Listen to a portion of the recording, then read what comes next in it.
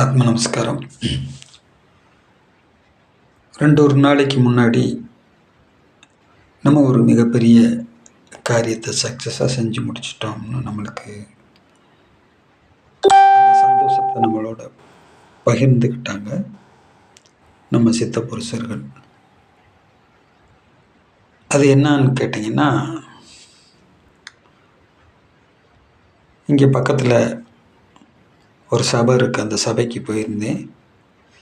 அந்த சபையில் சொற்பொழிவு பண்ணுறதுக்காக ஒருத்தர், யாகம் நடத்துறதுக்காக வந்திருந்தவர்,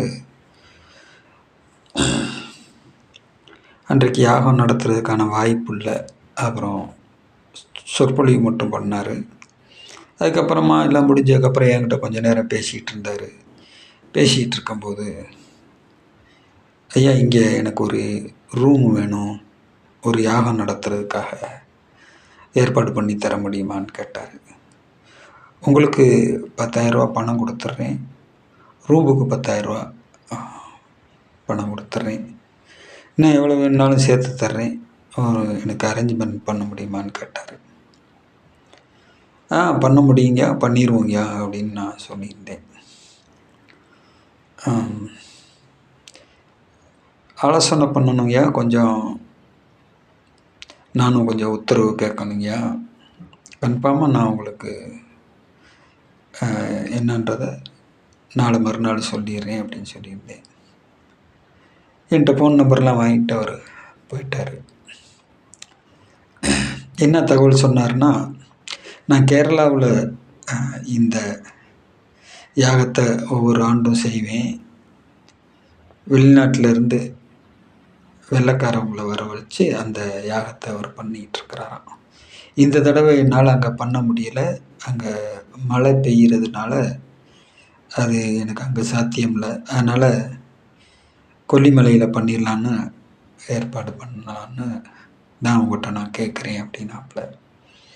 ஒரு 4 பேர் ஆங்கிலேயர் வருவாங்க, அவங்களுக்கு ஒரு ரூமு, தங்குறதுக்கு ஒரு ரூமு ரெடி பண்ணிடுங்க, அவங்க யாகம் நடத்திட்டு ரூமில் போய் தங்கணும், அப்படி ஒவ்வொரு நாளும் 2 நாள் யாகம் நடக்கணும், அதுக்கான ஏற்பாடை பண்ணுங்கள், ஒரு காரு, வாடகை காரு எல்லாமே ஏற்பாடு பண்ணுங்கள், உங்களுக்கு எவ்வளோ வேணாலும் பணம் செலவுக்கு தரேன் அப்படின்னு சொன்னார். சரின்னு ஃபோன் நம்பர்லாம் வாங்கிட்டு அவர் திரும்ப போயிட்டார். ஒரு டேட்டு சொல்லியிருந்தார், அந்த டேட்டுக்கு தான் ஏற்பாடு பண்ணணும்னு சொல்லியிருந்தார். அப்போ நம்ம சாமிக்கிட்ட நம்ம அதை, இவங்க யார், எதுக்காக இதை பண்ண வர்றாங்க, இது நல்ல யாகமாக என்ன அப்படின்னு சொல்லி விசாரித்தேன். அவங்கள இந்தியாவுக்குள்ளேயே நுழையக்கூடாது, அவங்கள இந்தியாவுக்குள்ளேயே நுழையவிடக்கூடாது அப்படின்னு நம்மகிட்ட தகவல் வந்தது. அப்போ என் கூட இருக்கிற இன்னொரு நபர்கிட்ட நான் இந்த தகவலை சொல்லிட்டேன். ஏன்னா அவர் தான் எனக்கு இங்கே கொஞ்சம் ரூமெல்லாம் வாடகைக்கு பிடிச்சி கொடுத்து உதவி பண்ணவர். அப்போ அவருக்கு தெரியாமல் நம்ம அதை செய்யக்கூடாதுன்னு நான் அவர்கிட்ட சொல்லிட்டேன். அப்புறம் மறுநாள் அவர், அந்த நபர் ஃபோன் அடித்தார். ஃபோன் அடித்தோடனே நான் ஃபோனை எடுக்கலை, ஃபோனை லாக் பண்ணிட்டேன். ஆனால் என் கூட இருந்த நபர் வந்து அதை விடக்கூடாது, எப்படியாவது அதை பண்ணிடணும்னு பணத்துக்கு ஆசைப்பட்டு அவர் கடுமையாக முயற்சி பண்ண ஆரம்பிச்சிட்டாரு. நான் எவ்வளோ சொன்னாலும் கேட்கல. அவர் பணத்தை ஆசை பிடிச்சிட்டு அதை செஞ்சு அவருக்கு அந்த உதவியை செய்யணும்னு முயற்சி பண்ணார். அப்புறம் நான் கீழே இப்போ அந்த திருமங்கலம் விசேஷத்துக்காக போனேன் இல்லையா, அப்போ என் கூடவே வந்தவர் வேற ஒரு இடத்துல போய், பெண்கள் சூழ்ந்திருக்கக்கூடிய ஒரு இடத்துல போய் அவர் அடிக்ட் ஆகிட்டார். அதுக்கப்புறம் என் கூட தொடரலை, அவரால் தொடர்ந்து என் கூட வர முடியலை, அங்கேயே அவர் லாக் ஆகிட்டார். அப்படியே அவரை விட்டுட்டு நம்ம மறுபடியும் இங்கே ரிட்டன் வந்துட்டோம். அவர் அந்த வேலைகளெல்லாம் செஞ்சு கொடுக்க முடியாத சூழல் அவருக்கும் ஆயிடுச்சு. ஆக மொத்தம் அந்த யாகம் இங்கே கொல்லிமலையில் முறியடிக்கப்பட்டாச்சு.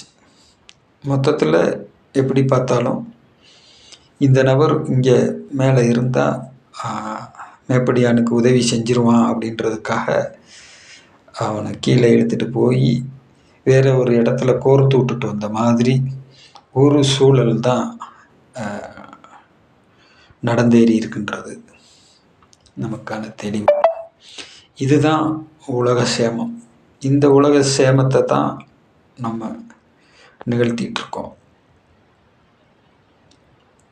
ஒவ்வொரு மகான்களுடைய, சித்தர்களுடைய, ரிஷிகளுடைய வேலையும் இந்த மாதிரி அசம்பாவிதங்கள் நிகழ்த்துவதற்காக திட்டமிடப்பட்ட திட்டங்களை முறியடிப்பதில் தான்.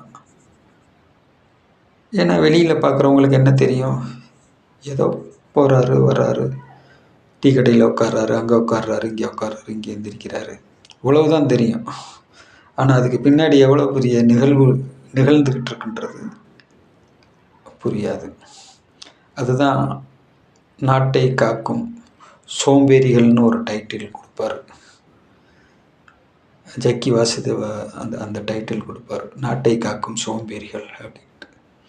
வெளியிலிருந்து புறத்திலிருந்து பார்க்கக்கூடியவங்களுக்கு எங்களுடைய செயல் ஒரு சோம்பேறியை போல வேலை வெட்டி பார்க்காம சுற்றிக்கிட்டு திரிகிறது போல இருக்கும். ஆனால் இந்த நாட்டையே காக்கக்கூடிய அந்த ஒர்க்கு, அந்த பணி, அதுதான் சாமி உலக சாந்தின்னு சொல்லக்கூடிய அந்த பணியில் தான் நாங்கள் இருக்கோம்ன்றதுக்கு இதெல்லாம் ஒரு எவிடன்ஸ், ஆதாரம். நமஸ்காரம்.